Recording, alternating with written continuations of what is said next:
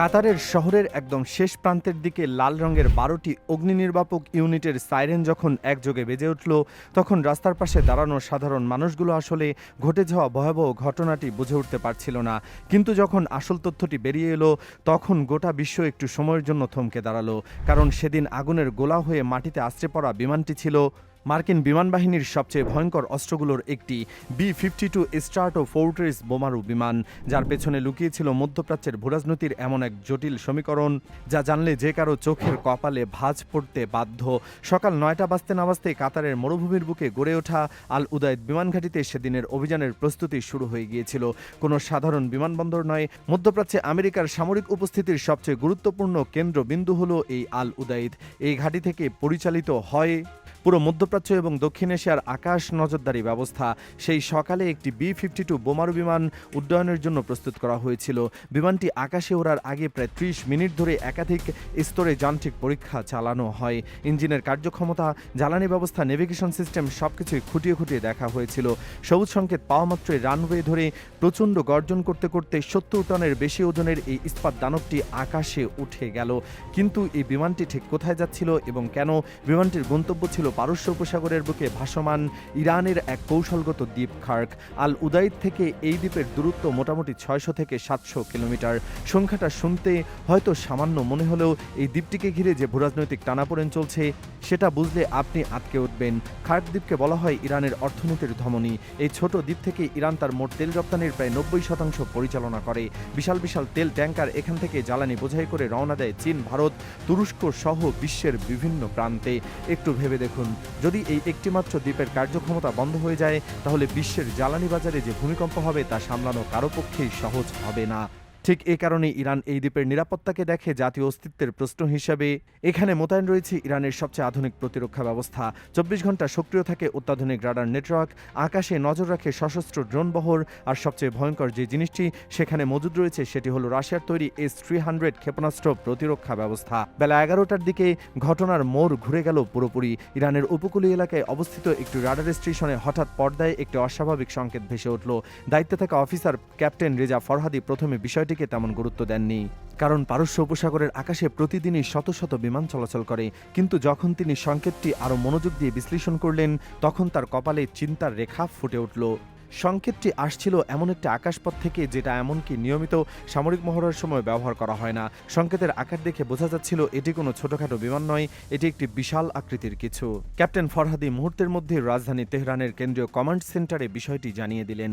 কেন্দ্রীয় কমান্ড থেকে নির্দেশ এলো আরও উন্নত প্রযুক্তির রাডার চালু করার। যখন এই রাডার সক্রিয় হলো, তখন পরিষ্কার হয়ে গেল পুরো চিত্র। যে বিমানটি ইরানের আকাশসীমার দিকে এগিয়ে আসছিল সেটি একটি কৌশলগত বোমারু বিমান B-52। এই বিমান পারমাণবিক বোমা বহন করার ক্ষমতা রাখে।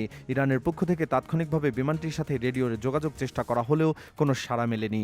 আন্তর্জাতিক আকাশ চলাচলের নিয়ম অনুযায়ী যে কোনো দেশের আকাশসীমায় প্রবেশের আগে পূর্বানুমতি নিতে হয়। ইরানের কন্ট্রোল রুম থেকে রিমোটটিকে একাধিকবার সতর্ক করা হলেও এই পথ ছেড়ে আন্তর্জাতিক রুটে ফিরে যেতে হবে। কিন্তু ওপাশ থেকে এলো শুধুই নীরবতা। এই নীরবতাই হয়ে উঠল পুরো পরিস্থিতির সবচেয়ে বিপজ্জনক মুহূর্ত। ইরানের সামরিক কর্মকর্তারা এই নীরবতাকে দুভাবে ব্যাখ্যা করতে পারতেন। হয় বিমানটির যোগাযোগ ব্যবস্থায় সমস্যা হয়েছে, অথবা বিমানটি ইচ্ছাকৃতভাবে সতর্কবার্তা উপেক্ষা করছে। দ্বিতীয় সম্ভাবনাটি যদি সত্যি হয়, তাহলে এটি সরাসরি হুমকি হিসেবে বিবেচিত হতে পারে। কারণ একটি পারমাণবিক বোমা বহনে সক্ষম বিমান যখন অপরিচিত রুটে এগিয়ে আসে এবং সতর্কবার্তায় সাড়া দেয় না, তখন সেটি যে কোনো দেশের জন্য চরম উদ্বেগের কারণ। ইরানের কমান্ড সেন্টারে তখন চলছিল উত্তপ্ত আলোচনা। বিমানটি প্রতি মুহূর্তে আরও কাছে এগিয়ে আসছিল। অবশেষে সিদ্ধান্ত নেওয়া হলো S-300 ব্যবহারের। রাশিয়ার তৈরি এই ক্ষেপণাস্ত্র ব্যবস্থা প্রতি ঘন্টায় ৩৫০০ কিলোমিটার গতিতে ছুটতে সক্ষম। এটি একই সাথে একাধিক লক্ষ্যবস্তু চিহ্নিত করে আঘাত হানতে পারে। বিশ্বের সবচেয়ে দ্রুতগতির যুদ্ধ বিমানও এই মিসাইলের কবল থেকে রেহাই পাওয়া কঠিন। কমান্ড সেন্টার থেকে চূড়ান্ত অনুমোদন আসার পর একে একে ৩ থেকে ৪টি মিসাইল সাদা ধোঁয়ার লেজ টেনে পারস্য উপসাগরের নীল আকাশ চিরে লক্ষ্যবস্তুর দিকে ধেয়ে গেল। B-52 বিমানের পাইলট তখনই বুঝতে পারলেন পরিস্থিতি হাতের বাইরে চলে যাচ্ছে।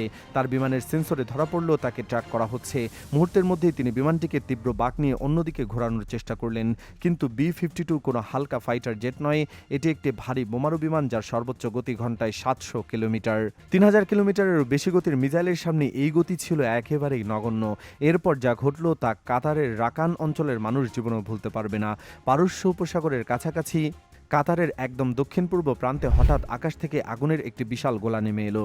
প্রচণ্ড বিস্ফোরণের শব্দে কয়েক কিলোমিটার দূর থেকে শোনা গেল আকাশে ছড়িয়ে পড়ল ঘন কালো ধোঁয়া। আশপাশের বাসিন্দারা প্রথমে ভেবেছিল হয়তো কোনো কারখানায় আগুন লেগেছে, কিন্তু যখন দেখা গেল ধোঁয়ার পরিমাণ ক্রমাগত বাড়ছে এবং একটি বিশাল এলাকায় ধ্বংসাবশেষ ছড়িয়ে পড়ছে, তখন আতঙ্ক ছড়িয়ে পড়ল পুরো অঞ্চলে। কাতারের জরুরি সেবা বিভাগ মুহূর্তের মধ্যেই সক্রিয় হয়ে উঠল। 12টি অগ্নি নির্বাপক ইউনিটকে একসাথে পাঠানো হলো ঘটনাস্থলে। শহরের প্রধান সড়কগুলো দিয়ে একের পর এক লাল গাড়ি সাইরেন বাজাতে বাজাতে ছুটে গেল।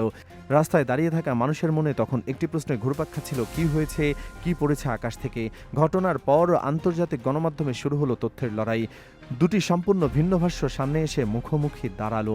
আমেরিকার পক্ষ থেকে জানানো হলো বিমানটি একটি নিয়মিত সামরিক মহড়ার অংশ হিসেবে উড্ডয়ন করেছিল। তাদের দাবি অনুযায়ী বিমানটিতে কিছু যান্ত্রিক গোলযোগ দেখা দিয়েছিল, যার কারণে পাইলট নির্ধারিত পথ থেকে সামান্য বিচ্যুত হয়ে পড়েন।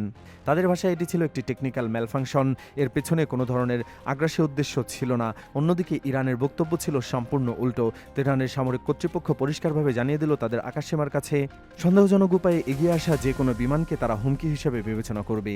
ইরান আরও ঘোষণা করল এই ঘটনার পর থেকে তাদের সমগ্র আকাশ প্রতিরক্ষা ব্যবস্থাকে সর্বোচ্চ প্রস্তুতিতে রাখা হবে এবং সমস্ত ইউনিটকে সার্বক্ষণিক সতর্ক অবস্থায় থাকার নির্দেশ দেওয়া হয়েছে। এই পুরো ঘটনায় কয়েকটি বিষয় গভীরভাবে ভাবতে বাধ্য করেছে। প্রথমত, একটি B-52 বোমারু বিমান কেন এমন একটি রুট ব্যবহার করবে যেটি স্বাভাবিক চলাচলের পথ নয়? আর যান্ত্রিক ত্রুটি যদি হয়ে থাকে তাহলে পাইলট কেন সতর্কবার্তায় সাড়া দিতে পারলেন না? দ্বিতীয়ত, ইরানের প্রতিক্রিয়ার দ্রুততা প্রমাণ করে যে তারা এ ধরনের পরিস্থিতির জন্য সবসময় প্রস্তুত। তৃতীয়ত, এই ঘটনা আবার মনে করিয়ে দিল পারস্য উপসাগর এই মুহূর্তে পৃথিবীর সবচেয়ে উত্তেজনাপূর্ণ সামরিক অঞ্চলগুলোর একটি।